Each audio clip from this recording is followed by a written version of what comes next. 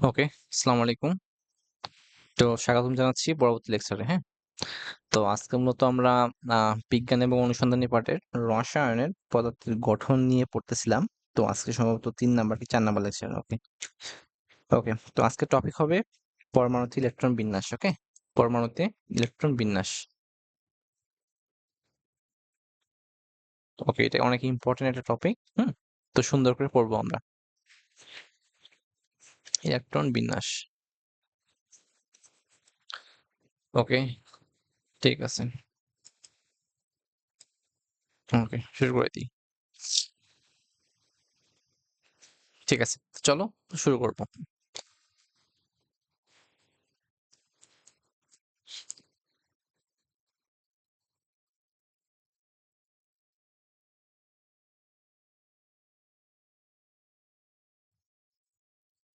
ওকে, sorry. ঠিক আছে।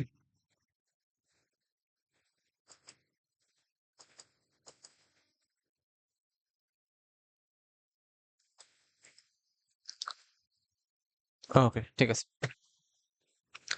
তো আমাদের টপিক হবে পরমাণুতে ইলেকট্রন বিন্যাস।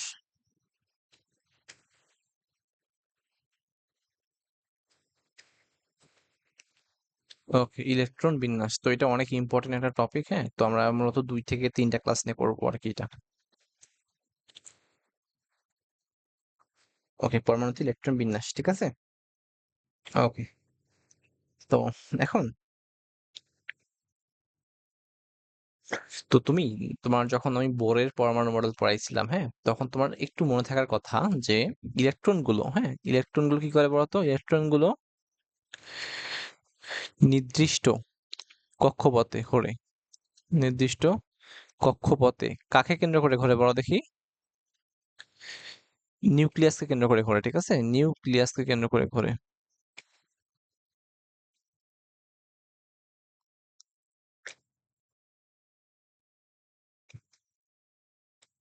তো দেখো এরকম, তো এটা ছিল প্লাস নিউক্লিয়াস। এর বাইরে তোমার ইলেকট্রনটা ঘুরবে, হ্যাঁ? তো এরকম ঘুরতেছে। তো ইলেকট্রন গুলো কি করতেছিল? নির্দিষ্ট কক্ষপথে নিউক্লিয়াসকে কেন্দ্র করে ঘুরতেছিল। তো এখন যে কক্ষপথে ঘোরে তাদেরকে আমি কি বলি? যে কক্ষপথে ঘোরে তাদের আমরা কি বলি? অরবিট বলি। তাদের অরবিট বলা হয় একটা। অরবিট, এটা একটা। তারপরে তোমার প্রধান শক্তি স্তর, এটা একটা। হুম।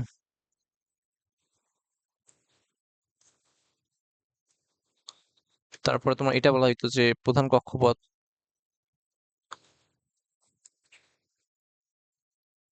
তো এসব নামে ডাকতাম আমরা, ঠিক আছে? তো ইলেকট্রন গুলো নিউক্লিয়াসকে কেন্দ্র করে যে কক্ষপথে ঘুরতেছিল তাদেরকে আমরা কি বলতাম? একটা বলতাম অরবিট, তারপর প্রধান শক্তি স্তর বলতাম অথবা প্রধান কক্ষপথ বলতাম, ঠিক আছে? তো এই যে তোমার এগুলো, তোমার গোলাকার গুলো কি বলতো? এগুলো হতে পারে অরবিট, হতে পারে প্রধান শক্তি স্তর অথবা প্রধান কক্ষপথ, ঠিক আছে? তো এদেরকে আমরা প্রকাশ করতাম কি দ্বারা বলতো? তো এদের কি করতাম বলো? এদের এন দ্বারা প্রকাশ করতাম। হুম, এন দ্বারা প্রকাশ করতাম, ঠিক আছে? তো অরবিটকে আমরা কি দ্বারা প্রকাশ করতাম বলো দেখি? এন দ্বারা। সো এখন মাথায় রাখো, তো এই যে এন, হ্যাঁ, এন এর উপর ভিত্তি করে কিন্তু ইলেকট্রন সংখ্যা হিসেব করা হয়। তো দেখো, তো মাথায় রাখবা প্রতিটি, এটা মুখস্থ রাখবা, ঠিক আছে? প্রতিটি কক্ষপথে, হ্যাঁ, বা অরবিটে ইলেকট্রন ধারণ সংখ্যা কত জানো? ধারণ সংখ্যা হইতেছে তোমার 2n স্কোয়ার পরিমাণ। ওকে, 2n স্কোয়ার পরিমাণ। তো দেখো তাহলে কি হবে? তো n হইতেছে কি কক্ষপথ নাম্বার না? তো দেখো n ইকুয়াস টু যখন 1 ছিল, তো তখন তাকে আমি বলতাম যে একম কক্ষপথ। একম কক্ষপথ, প্রথম অরবিট, ঠিক আছে? বা প্রথম স্তর, ঠিক আছে? তো তখন তোমার তাকে আমি ডাকতাম কি নাম দিয়ে বলতো? কে নাম দিয়ে ডাকতাম, ঠিক আছে? আর ইলেকট্রন ধারণ ক্ষমতা ছিল কত বলতো? ইলেকট্রন ধারণ ক্ষমতা ছিল 2n স্কোয়ার, মানে কত? 2 ইন্টু 1 স্কোয়ার, সো দুইটা। তো তুমি বলতে পারো যে ভাই প্রথম কক্ষপথে কয়টা ইলেকট্রন ধরে? দুইটা, ঠিক আছে? তো এখন n ইকুয়াল টু যখন 2 ছিল, তখন তাকে আমি বলি দ্বিতীয় কক্ষপথ, ঠিক আছে? দ্বিতীয় কক্ষপথ বা দ্বিতীয় স্তর। ওকে, তখন তার নাম কি ছিল? এল। ওকে, তখন ইলেকট্রন ধারণ ক্ষমতা কত ছিল বলতো? Two into two square, n এর মান তখন টু, দোকানে 4 4 দোকানে 8টা। চলো এগেইন দেখো, তো এন ইকুয়াস টু যখন 3 ছিল বুঝছো তখন কি হইতো, তো এন ইকুয়াস টু যখন 3 ছিল তখন সেটাকে বলা হয়তো তৃতীয় কক্ষপথ। আর নামটা কি ছিল, কে এল এম। আচ্ছা, দেন 2 ইন্টু 3 স্কোয়ার, সো 3 3 নয়, দেখুন 18, 18টা ইলেকট্রন। তার মানে তুমি বলতে পারো যে 3 নাম্বার কক্ষপথে 18টি ইলেকট্রন ধরবে। তো এবার দেখো n ইকুয়াস টু 4 কত হবে, তো এটাকে চতুর্থ কক্ষপথ বলা হয়, এটাকে n বলা হয়তো, ঠিক আছে। তো 2 ইন্টু 4 স্কোয়ার আলটিমেটলি 32টা। তো এভাবে আমরা ইলেকট্রন সংখ্যা হিসেব করি, এরপরে আর লাগে না, ঠিক আছে। সো এটা তুমি জানো, ঠিক আছে। আচ্ছা, তো এখন চলো, তো তোমাকে জাস্ট একটু সাম আপ করি, মানে একটু জাস্ট আইডিয়া দিই, হ্যাঁ। তো আইডিয়াটা এরকম, দেখো, ধরো তোমার কোনো জায়গাতে যখন তুমি দেখবা যে 1s 2 বা 2s সামথিং বা 2p আছে, এরকম 2p1 বা 3d দেখতেছো, ওকে। তো এখানে তোমার কক্ষপথ নাম্বার বা n এর মান কোনটা, তো মাথায় রাখবা, এই যে তোমার এই যে প্রথম যে মানটা থাকবে সেটা কিসের মান বলো দেখি, এই যে সেটা কি বলতো, সেটা হচ্ছে তোমার n এর মান, এইটা কি বলতো, এটা n এর মান, ঠিক আছে। জাস্ট ধারণা দিচ্ছি এটা, ওকে। তো এটা কিসের মান, এগুলো এগুলো হচ্ছে তোমার অরবিট নাম্বার বা এন এর মান, ঠিক আছে। এগুলো কি বলো, এন এর মান, এন এর মান, ঠিক আছে। আবার বলি, ধরো তো এটা 5D, তো এখানে তোমার এন এর মান কত, তুমি বলবো যে ভাই অনায়াসে 5, ঠিক আছে। এটা কি বলতো, এন এর মান, ঠিক আছে, এন হচ্ছে কক্ষপথ নাম্বার। ওকে, আশা করি বুঝছো। তো চলো, ঠিক আছে,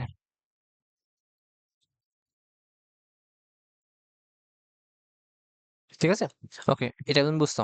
তো চলো পরবর্তী টপিকে যাই। তো টপিকটি এরকম, তো কতগুলো মৌলের ইলেকট্রন বিন্যাস দেখবো, ঠিক আছে। মৌলের ইলেকট্রন বিন্যাস, ইলেকট্রন বিন্যাস। তো এগুলো যদিও বা আমাদের করে করে দেখতে হবে, তো তারপরে আমরা জাস্ট সিম্পল ধারণা নিব, বুঝছো। ইলেকট্রন বিন্যাস, ধরো তোমার হাইড্রোজেন, হাইড্রোজেন কত বড় দেখি, হাইড্রোজেন হচ্ছে 1, ঠিক আছে। তো ইলেকট্রন বিন্যাস হচ্ছে 2, ঠিক আছে। তো এটাকে কিভাবে লেখা যায়, এটা এটা হচ্ছে প্রথম কক্ষপথ, ও ইলেকট্রন কয়টা, একটা, সরি, একটা 1। তো এর প্রথম কক্ষপথে তোমার ইলেকট্রন আছে কয়টা বলো তো, একটাই আছে, বুঝছো। তো এটা হচ্ছে তোমার হিলিয়াম, 2টা, তো ইলেকট্রন কয়টা, 2। দেখো এটা কি হবে তাহলে, এটা নিউক্লিয়াস, এর প্রথম কক্ষপথে তোমার একটা ইলেকট্রন, 2টা ইলেকট্রন, ঠিক আছে। তারপর লিথিয়াম, এখানে করে 3টা, সো আলটিমেটলি ইলেকট্রন 3টা। দেখো এটা কি হবে, নিউক্লিয়াস, এর প্রথম কক্ষপথ 2টা, দ্বিতীয় কক্ষপথ হচ্ছে তোমার একটা, 2 1 3। তো ইলেকট্রন বিন্যাস কিভাবে লিখতে পারো বলো দেখি, 2 1, ঠিক আছে, 2,1, ঠিক আছে। তো প্রথম কক্ষপথে আছে কয়টা বলো তো, 2টা। আবার তারপরে কক্ষপথে কয়টা বলো তো, একটা, এটা হচ্ছে প্রথম, এটা কিন্তু নিউক্লিয়াস, এটা পুরোটা নিউক্লিয়াস, ঠিক আছে। তো নিউক্লিয়াসকে কিন্তু এভাবে একটু বেঁধে দিতে হয়, ঠিক আছে, আচ্ছা, গোলাকার করে। তো দেখো, আচ্ছা, আশা করি এটা বুঝতে পারছো। তো চলো আবার দেখো, তো এভাবে লেখা হয় 2 1, ওকে। তো এটার মান কত বলো তো, এটা হচ্ছে এন এর মান, এটা এন এর মান। তো এটা দেখো প্রথম এন না, এটা এটা প্রথম কক্ষপথ, সো এটা কিসের মান বলো দেখি, এটা কে এর মান। এটা কিন্তু আলটিমেটলি শুধু প্রথমটাই আছে, সো এটা কে এর মান, এটা কে, ওকে। তো তারপর এটা কি আসছে, দ্বিতীয় কক্ষপথ না, সো এটা এল এর মান, বুঝছো। বা এল শেলে, তো এল শেল, এটা কে শেলে কয়টা ইলেকট্রন আছে, 2টা। আর এল শেলে কয়টা ইলেকট্রন আছে বলো তো, একটা। তো বুঝতে পারছো এটা। তো এর মানে কি বোঝায়, এর মানে হচ্ছে কে শেলে ইলেকট্রন বা কে কক্ষপথে ইলেকট্রন কয়টা বলো তো, 2। এল শেলে কত বলো দেখি, একটা। আশা করি এটা বুঝতে পারছো। তো দেখো নাইট্রোজেন, দেখো হিসাব করো, তো পারমাণবিক সংখ্যা 7, তো ইলেকট্রন সংখ্যা কত বলো, 7টা হওয়ার কথা না। সো এটা নিউক্লিয়াস, দেখো এই পাশে প্রথম কক্ষপথ, তো একটা, 2টা ইলেকট্রন। আমাদের দ্বিতীয় কক্ষপথ কত হয়, সো 2 নম্বর কক্ষপথে ইলেকট্রন ধারণ ক্ষমতা কত ছিল, তো আমরা কি জানতাম, 2n স্কোয়ার। তো 2 ইন্টু 2 স্কোয়ার, 2 দুগুণে 4, 4 দুগুণে 8টা। তার মানে দ্বিতীয় কক্ষপথে সর্বোচ্চ ধারণ ক্ষমতা কত বড় দেখি, ইলেকট্রনের 8টা। অর্থাৎ দ্বিতীয় কক্ষপথে 8টির বেশি ইলেকট্রন ধরতে পারবে না, ঠিক আছে। দ্বিতীয় কক্ষপথে, ঠিক আছে, কি হতে পারে না বলো দেখি, 8টির বেশি ইলেকট্রন ধরতে পারে না।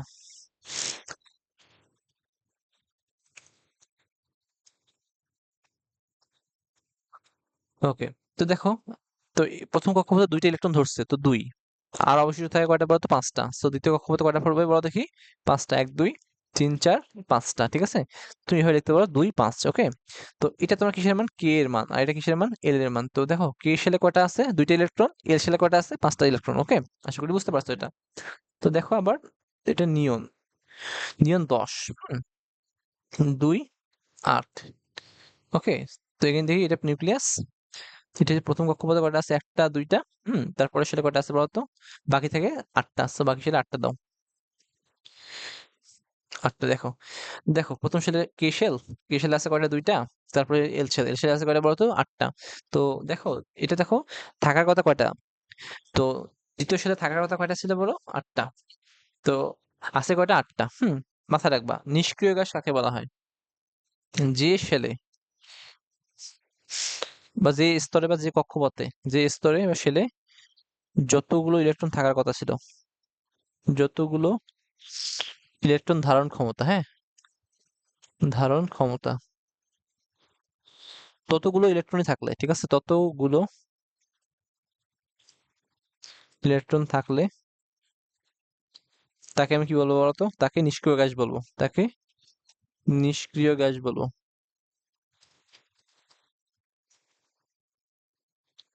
বলি, ঠিক আছে? তো দেখো, তো প্রথম শেলে দেখো, প্রথম শেলে তোমার ধারণ ক্ষমতা কত ছিল? 2 × 1² সো 2টা, ওকে? তো যখন কোনো পরমাণু ইলেকট্রন বিন্যাস, যখন 2টি ইলেকট্রন থাকবে, বুঝছো, তখন তুমি বুঝে নিবা তো সেটা নিষ্ক্রিয় গ্যাস। তো একটু আগেই দেখো, তো যখন আমরা হিলিয়ামের নিউক্লিয়ার ইলেকট্রন বিন্যাস করতেছিলাম, তো হিলিয়ামের ইলেকট্রন বিন্যাসে দেখতে পাইছি কি বলো দেখি?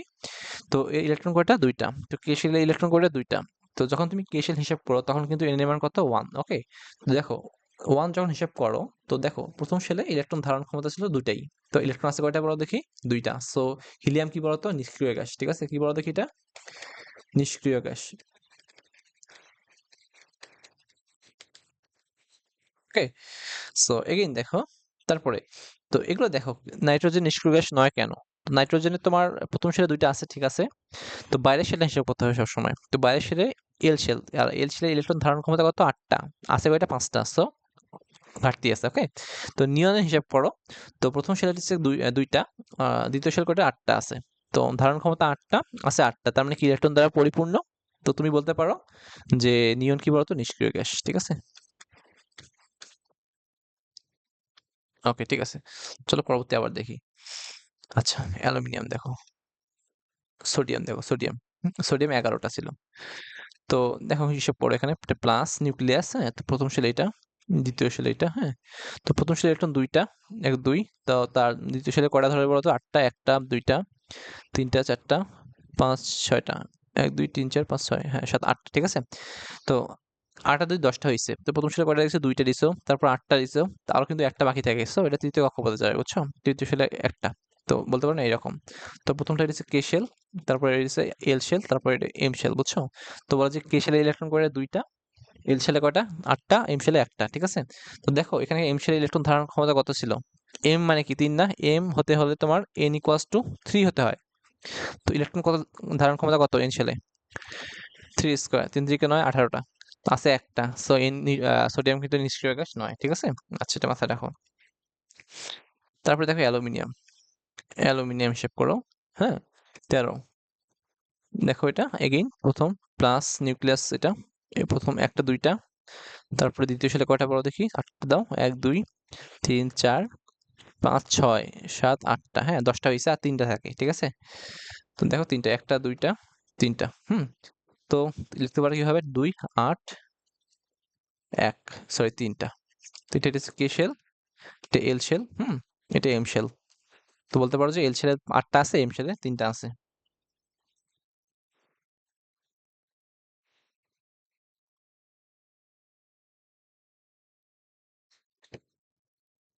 ঠিক আছে, আচ্ছা। তো এটা কিন্তু নিষ্ক্রিয় গ্যাস না, ঠিক আছে? ওকে, ঠিক আছে। দেখো, তো ফসফরাস দেখো, ফসফরাস 15, 15 হিসেব করো একটু। তো এটাই হিসেব করে দেখো 13টা, আরো 2টা এক্সট্রা করতে হবে, একটা 2টা, বুঝছো? তো দেখো কিভাবে লেখা যায়, 2, তারপরে ছিল 8টা,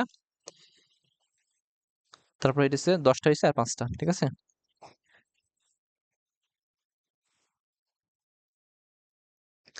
তো তুমি বলতে পারো ফসফরাস এইটা, ওকে, ঠিক আছে? তো পটাশিয়াম দেখো, ফসফরাস, ক্লোরিন, আর্গন দেখো, আর্গন, সরি আর্গন।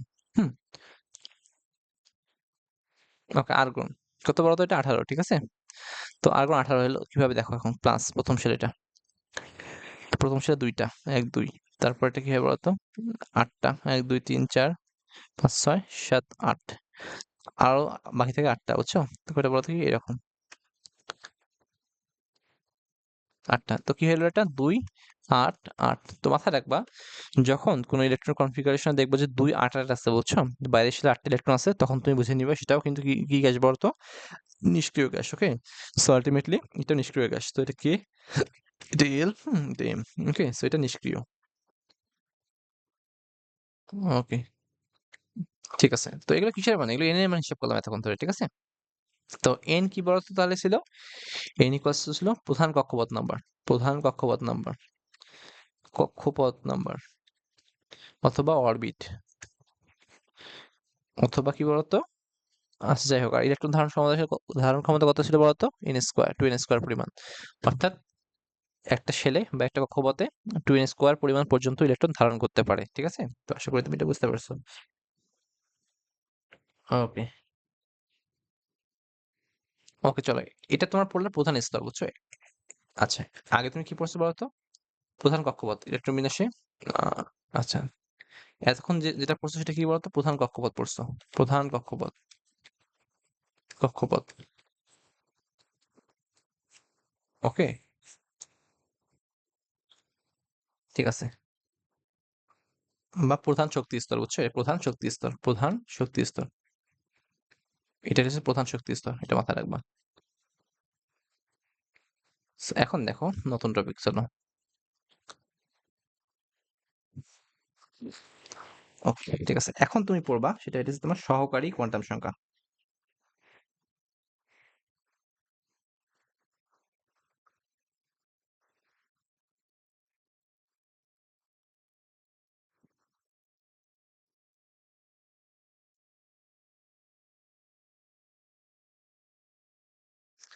ওকে, এখন যেটা পড়বা সেটা হচ্ছে তোমার উপশক্তি স্তরের ধারণা, উপশক্তি স্তর।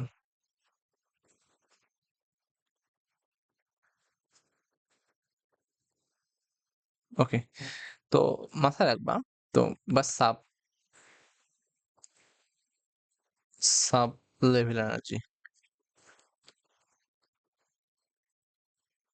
বা এনার্জি সাব লেভেল। ওকে, আচ্ছা, উপস্তরকে তোমার মাথায় রাখবা, উপস্তরকে, উপস্তর, এদেরকে তোমার এল দ্বারা প্রকাশ করা হয়, ছোট হাতের এল দ্বারা প্রকাশ করা হয়।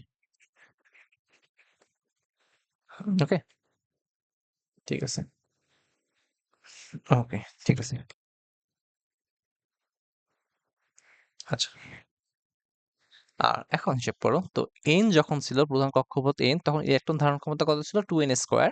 যখন তোমার উপস্তর আসবে তোমার এল, হ্যাঁ, তখন উপস্তর ইলেকট্রন ধারণ ক্ষমতা হবে, উপস্তরে ইলেকট্রন ধারণ ক্ষমতা হবে কত বড় দেখি, 2 × 12 + 1, এত পর্যন্ত, ঠিক আছে, এতটি। আচ্ছা, ওকে, তো এটা মাথায় রাখবা, উপস্তর ইলেকট্রন ধারণ ক্ষমতা এতটি, এটা একটু মাথায় রাখবা, ঠিক আছে। তো এখন দেখো এন এর মানগুলো একটু চেঞ্জ হয়, বুঝছো, এন এর মানগুলো কি হয় বলো দেখি।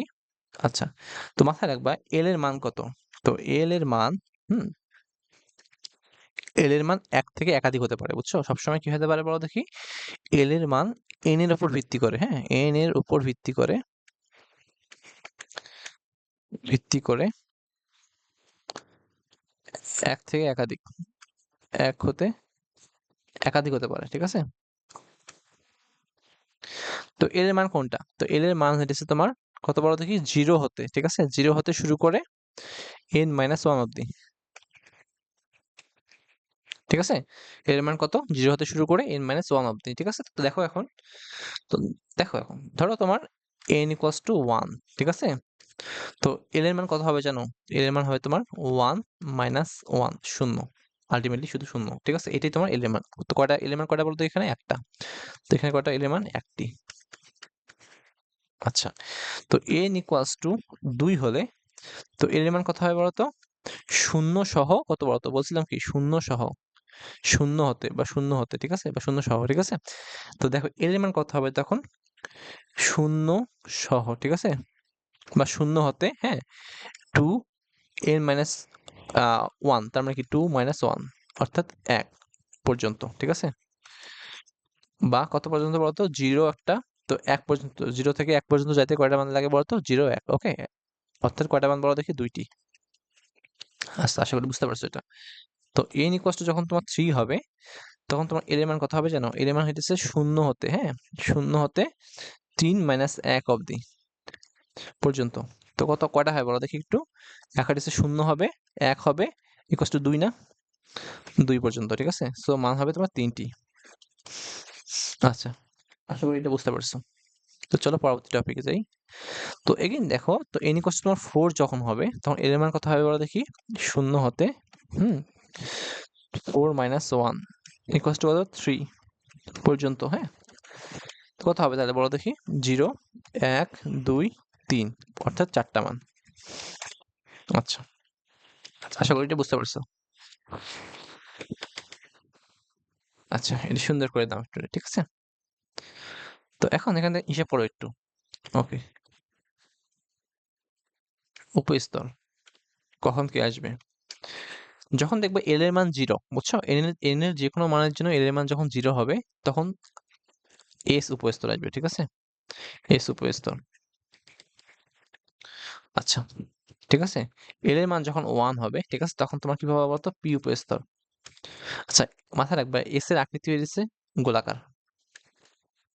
আকৃতি একটু মাথায় রাখবা, এস এর আকৃতি গোলাকার, আর পি হইতেছে তোমার পি ডাম্বেল আকার। তো এল এর মান যখন তোমার 2 হবে, বুঝছো, তখন তোমার কি আসবে বলো দেখি। ডি উপস্তর। ডি অরবিটাল না কিন্তু, আবার ডি উপস্তর, এটাকে অরবিটাল বলা হয় না। অরবিটাল বলা হয় ডিএক্স ডিওয়াই এগুলোকে, বা পিএক্স পিওয়াই পিজেড এগুলোকে। তো ডি হয়ে যাচ্ছে তোমার ডাবল ডাম্বেল। ডাবল ডাম্বেল একটু মাথায় রাখবে, ডাবল ডাম্বেল। আর এল ইকুয়াল টু যখন 3 হবে, তখন কি আসবে বলতো, ডিএফ, এফ অরবিটাল আসবে। এফ উপস্তর, সরি, এফ উপস্তর। আর এটা জটিল আকৃতি, ঠিক আছে, একটু জটিল। ওকে, আচ্ছা, এটা মাথায় রাখবা। তো এগেইন লিখে দিই দেখো, এল ইকুয়াল টু যখন 0 হবে তখন এস, এটার আকৃতি হয়ে যাচ্ছে গোলাকার। এল ইকুয়াল টু যখন 1 হবে তখন আসবে পি, এটা ডাম্বেল আকৃতির। এল ইকুয়াল টু যখন তোমার 2 হবে তখন D, double dumbbell. L equal to যখন তোমার 3 হবে তখন কি আসবে বলতো, ডি এফ উপস্তর, ঠিক আছে? আমাদের সুন্দর করে এটা মাথায় রাখো, ঠিক আছে? তো একটু আগে দেখছিলাম যে এন এর একটা মানের জন্য কিন্তু এল এর মান কটা আসতে পারে, বিভিন্ন আসতে পারে, বুঝছো? তো এগেইন চলো দেখি। ওকে, দেখো, এখন দেখো, n ইকুয়াল টু 1 হলে, ঠিক আছে, হলে l ইকুয়াল টু কত হবে, 0, হ্যাঁ? তো এখন, আচ্ছা, দেখো, এত 0, ঠিক আছে, তখন কি আসবে বলতো, l 0 আছে না? তখন কিভাবে লিখতে হবে বলতো, আমরা এইভাবে লিখবো, nl। তো দেখো, n কত, 1, আর l এর মান 0। তো 0 এর জন্য কি পাইতা বলতো, s পাইতা। তো দেখো, 1s এভাবে লিখবো, এই উপস্তরকে এভাবে লিখবো, ঠিক আছে? তো উপস্তরকে এভাবে লেখা হয়, এভাবে পাশাপাশি, nl পাশাপাশি লেখা হয়, ঠিক আছে? বা শক্তি লেভেল এগুলো।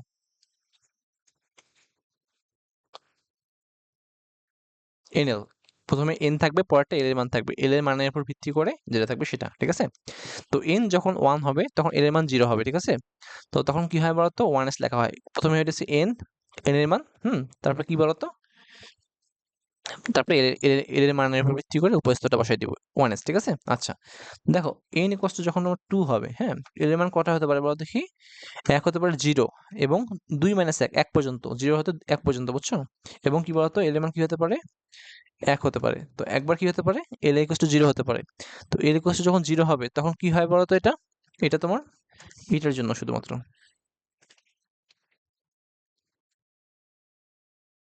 ওকে, তো এখন দেখো, ইলেকট্রন ধারণ ক্ষমতা কয়টা হবে বলো দেখি, ইলেকট্রন ধারণ ক্ষমতা।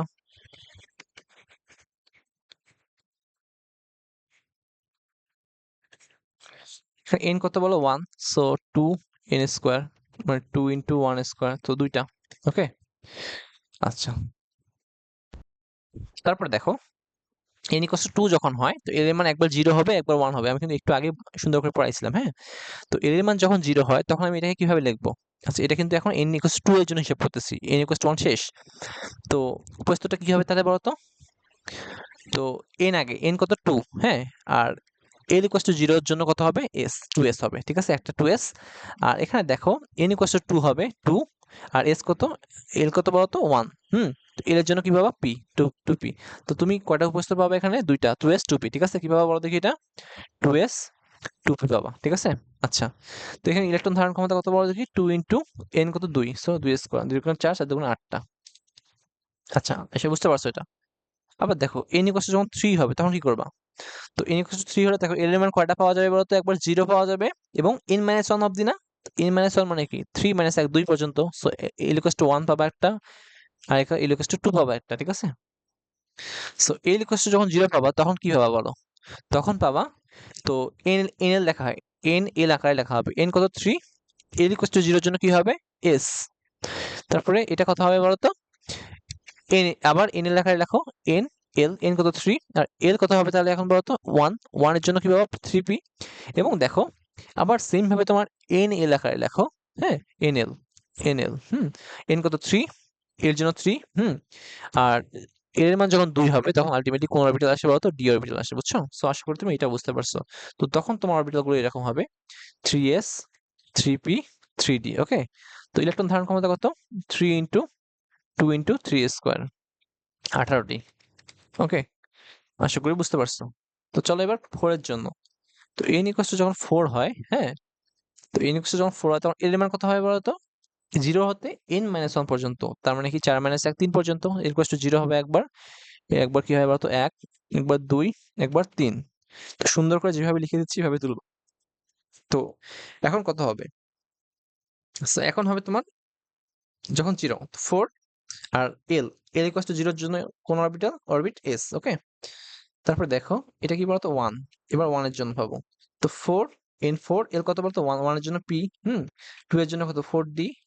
এবং যখন 4 তো আছেই, তোমার n হিসাব করবে nl, l কত? 3। তো দেখো যখন 3 পাইছিলা তখন তোমার f। ওকে? তো এটা কিভাবে লেখা যায়? 4s, 4p, 4d, 4f। ওকে? তো ইলেকট্রন ধারণ ক্ষমতা কত? 2 ইনটু 4 স্কয়ার, সো দ্যাটস 16, 32টি। ওকে? তো আশা করি তুমি এটা বুঝতে পারছো।